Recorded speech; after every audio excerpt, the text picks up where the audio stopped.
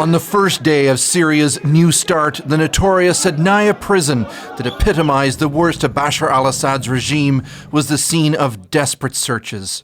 In 2014, they told me then that my brother was dead and not to come back, she said. But anguished families clung to faint hope of rumors of secret rooms where their loved ones might have survived. On Sunday, a mob freed those who were caged in tiny, filthy cells.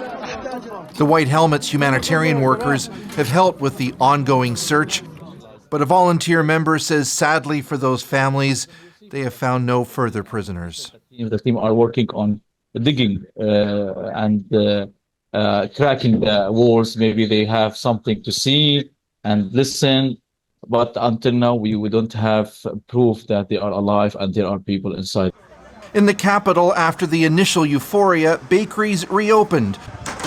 There were lines for fuel and for many also a strange new sense of freedom. It's been 50 years during which we couldn't speak nor express ourselves, he said. In the streets, rebels with guns, many of whom used to support al-Qaeda, mixed with civilians with few reports of trouble. Abu Muhammad al-Jolani, the commander whose assault on Aleppo 12 days ago triggered the beginning of Assad's demise, reportedly appointed interim officials to run the government. Now we need to be patient, said this man. The country's not going to get better immediately. In an ominous sign, there's been fighting between Turkish-backed forces and US-backed Kurds, underscoring the unity challenges facing Syria's new rulers. Israeli troops also seized and are now occupying Syrian territory in the Golan Heights, violating a long-standing ceasefire agreement. Israel's government says the move will protect it from hostile forces. Britain's government is one of the first to say it's considering delisting al-Jolani's Hayat Tahrir al-Sham as a terror group, possibly removing a key obstacle for dealing with the new Syrian administration. A cabinet minister says the decision will be based on how the group behaves. Chris Brown, CBC News, London. Next, let's bring in senior international correspondent Margaret Evans in Beirut. So, Margaret, you and a crew are trying to get into Syria. Millions of Syrians are also trying to get in. What kind of challenges does this involve? Well, we have a few bureaucratic issues as journalists, and we want to have an exit stamp to prove we've left Lebanon. But other than that, it's the same as it is for Syrians. What you're facing on the other side are no Syrian border guards. That led to some lawlessness, some looting, reports of shooting on the road yesterday. But once you get into Damascus, you're faced with fuel shortages. So we'll try to bring extra fuel from Lebanon. People don't have SIM cards or they can't put time on their mobile phones, getting cash out of a bank machine. We're hearing the shops are mostly still closed, some bakeries open. And government workers don't really know what to do. Some aren't turning up to work, potentially afraid of being mistaken for regime supporters. So that's kind of the picture on the ground.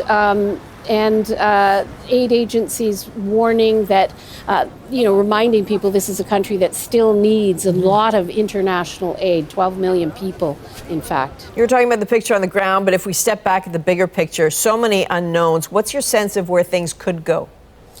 I think the sense is that this is the opposition forces who want to govern Syria and say they can, are giving all the right signals to the outside world, to many Syrians, saying that they're going to have an inclusive government for all Syrians. But, the proof is in the pudding, and many people will have doubts because the main rebel leader, Abu Muhammad al-Jolani, was in charge in Idlib, where the opposition groups have been, gave a lot of order to that area, but he has a dismal human rights record. So people are going to be very careful as they watch things proceed. All right, Margaret Evans in Beirut. Thanks, Margaret. Also watching closely are tens of thousands of Syrians right here in Canada. Cam McIntosh spoke with some about what and who they want to see. Scraping away the first big snow of the winter is a distraction for Kareem Abid. Frankly, I'm afraid and happy, and it's mixed feeling. A Syrian filmmaker, he produced 2 films on the Syrian civil war. including the Oscar-nominated Last Man in Aleppo. Most of his family was killed in the fighting.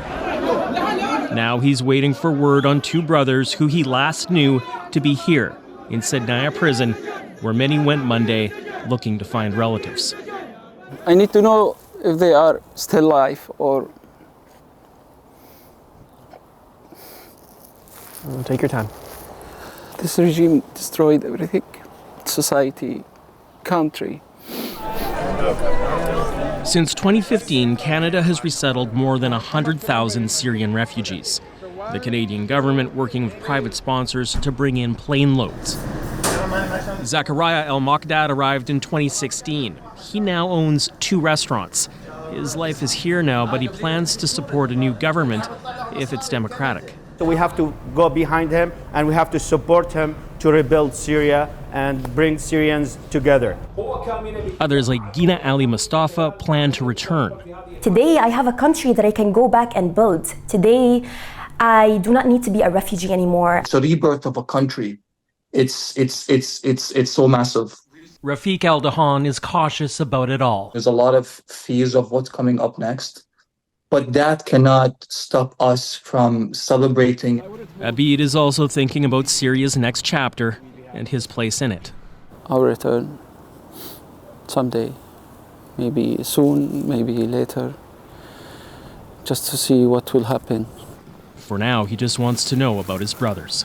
Cameron McIntosh, CBC News, Winnipeg.